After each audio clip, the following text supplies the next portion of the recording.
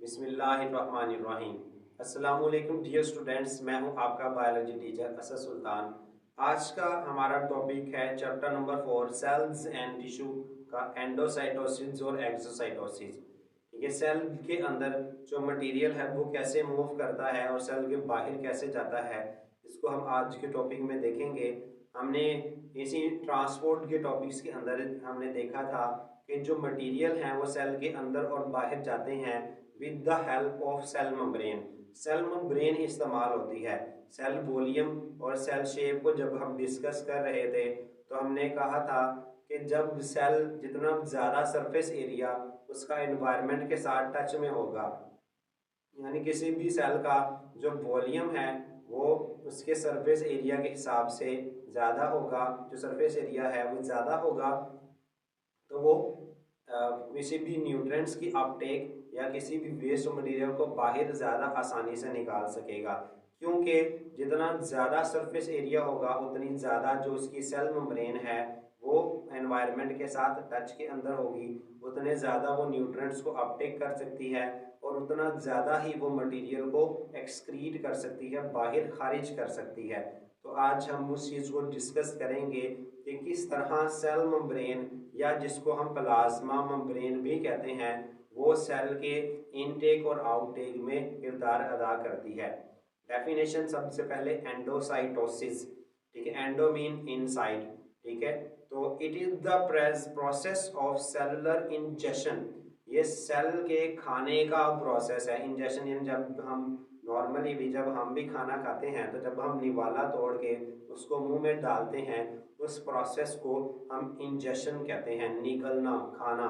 ठीक है, तो ये सेल का खाने का अमल है of bulky material, solid material का, भारी मटेरियल का, by the infolding of cell membrane, cell membrane को अंदर की तरफ मोड़ कर, इनफोल्डिंग। ठीक है, यानी ये वो अमल है जिसमें सेल जो है, मेम्ब्रेन जो है वो अंदर की जानिब मुड़कर भारी जिसामत वाले मॉलिक्यूल्स को निगलती है। इसे हम एंडोसाइटोसिस कहते हैं। ठीक है, अगर आप डायग्राम में साइड में देखें तो इसमें आपको सारा फिनोमेना शो किया गया है कि हमारे पास ये मॉलिक्यूल्स हैं। सेल मेम्ब्रेन क्या करेगी, सेल मेम्ब्रेन अंदर की जानिब फोल्ड होगी। ठीक है, इनफोल्ड होगी। ठीक है, इनफोल्ड मतलब अंदर की जानिब, तो इस तरह अंदर की जानिब ये फोल्ड होगी, मटेरियल को उसमें जो है वो इंक्लूड करेगी और इस तरह इसकी गिफ्ट जो है वो एक मेम्ब्रेन बना के इसको एक सैक की तरह, थैली की तरह निगल लेगा सेल। ठीक है, तो ये वैक्यूल होता है। ठीक है, उसके बाद अब ये जो एंडोसाइटोसिस है इसकी दो टाइप्स हैं, दो इकसाम हैं। There are two forms of endocytosis. Endocytosis की दो इकसाम हैं, फैगोसाइटोसिस और पाइनोसाइटोसिस। फैगोसाइटोसिस को हम सेलुलर ईटिंग कहते हैं, खाने का प्रोसेस।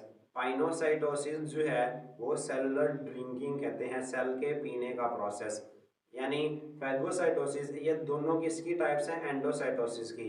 यानी इन दोनों में मटेरियल बाहर से सेल के अंदर जा रहा है। ठीक है, तो अगर वो मटेरियल सॉलिड होगा तो हम उसको फैगोसाइटोसिस कहते हैं और अगर वो मटेरियल लिक्विड होगा तो उसको पाइनोसाइटोसिस कहते हैं।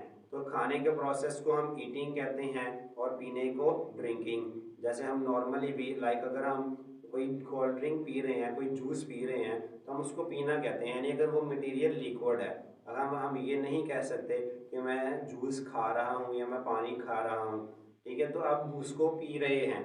ठीक, और जब वही अब जाना वो भी स्टमक के अंदर है, यानी आपको उसने भी इंजेस्ट ही करना है, यानी अपनी बॉडी के जिस्म, अपनी बॉडी के अंदर यानी अपने जिस्म में ही लेकर जाना है।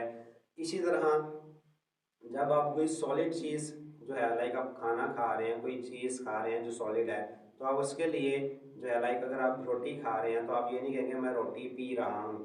ठीक है, तो आप कहते हैं मैं रोटी खा रहा हूँ। ठीक है, तो जो सॉलिड मटेरियल है उसके लिए हम वर्ड ईटिंग यूज़ करते हैं। कर आप उसको भी इंजेस्ट रहे हैं, यानी आप उसको भी मुंह के अंदर डाल रहे हैं, उसके बाद आप उसको स्टमक में लेकर जाएंगे, फिर स्मॉल इंटेस्टाइन, लार्ज इंटेस्टाइन।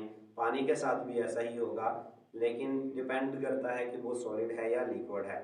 इन फैगोसाइटोसिस, फैगोसाइटोसिस में cell takes in solid material, cell जो है वो सॉलिड मटेरियल को अपनी बॉडी के अंदर लेकर जाता है। वाइल इन पाइनोसाइटोसिस, जबकि पाइनोसाइटोसिस में सेल टेक्स इन लिक्विड, जो माया चीज है उसको अंदर लेकर जाता है, in the form of droplets, कतरों की शक्ल के अंदर। तो ये डायग्राम में दिखाया गया है, ठीक है। तो बल्कि मटेरियल है, सेल मेम्ब्रेन अंदर की जानिब फोल्ड होगी, अंदर की जानिब जब फोल्ड होगी तो ये मटेरियल जो है, अब यहाँ से मेम्ब्रेन बंद हो जाएगी तो ये मेम्ब्रेन में लिपट जाएगा, इसको हम वैक्यूल भी कहेंगे, ठीक है। और बाकी जो मेम्ब्रेन है वो आपस में अटैच हो जाएगी। इस तरह एंडोसाइटोसिस होती है। अब हम देखते हैं exocytosis. It is the process through which, ये वो अमल है जिसके जरिए bulky material is exported out from the cell, जो भारी जिस्मत वाले मॉलिक्यूल्स हैं उनको सेल से बाहर निकाला जाता है। दिस प्रोसेस, ये अमल, एड्स न्यू मेम्ब्रेन, नई मेम्ब्रेन का इजाफा करता है, which replace the part of cell membrane, जो सेल मेम्ब्रेन के उस हिस्से का मुतबादल होती है, लॉस्ट ड्यूरिंग एंडोसाइटोसिस, जो एंडोसाइटोसिस में ख़त्म हो चुकी होती है। अब ये तो सिंपल है। एक्सोसाइटोसिस जो है, एंडोसाइटोसिस मीन मटेरियल का निकलना, एक्सोसाइटोसिस मीन मटेरियल का सेल से बाहर निकालना। तो पहले एक्सोसाइटोसिस को देखते हैं। अब एक्सोसाइटोसिस में ये हमारे पास मॉलिक्यूल हैं, इनको मेम्ब्रेन में लपेटेंगे पहले, ठीक है। और मेम्ब्रेन में लपेटने के बाद ये जाके सेल मेम्ब्रेन के साथ अटैच होगा और ये मॉलिक्यूल्स एक्सक्रीट कर देगा। अब सेल मेम्ब्रेन वाला कंसेप्ट क्या है? अब अगर हम एंडोसाइटोसिस को देखें तो अब ये इसमें जो मॉलिक्यूल है, बल्कि मटेरियल है, इसके गिर्द मेम्ब्रेन कोई नहीं है। तो ये मेम्ब्रेन कहाँ से आई है? जब ये सेल के अंदर एंटर हुआ तो ये मेम्ब्रेन कहाँ से आई? जो ये मेम्ब्रेन एंडोसाइटोसिस में फोल्ड हुई थी अंदर की जानिब, यही इसके गिर्द जो है वो लिपट जाती है और यही इसके गिर्द मेम्ब्रेन बना देती है। अब ये मेम्ब्रेन कहाँ से आई है? ये सब में ये सेल मेम्ब्रेन का हिस्सा है, ठीक है, जो टूट के इसके गिर्द मेम्ब्रेन बन गई है।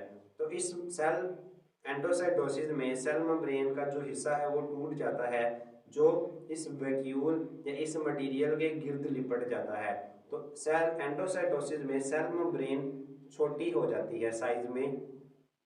अब यही मटेरियल या कोई और मटेरियल जो इसकी गिर्द मेम्ब्रेन होगी, जब वो जाकर अटैच होगा सेल मेम्ब्रेन के साथ, तो ये मेम्ब्रेन, ठीक है, ये मेम्ब्रेन हिस्सा बन जाएगी सेल मेम्ब्रेन का और मटेरियल वैसे का वैसा बाहर निकल जाएगा।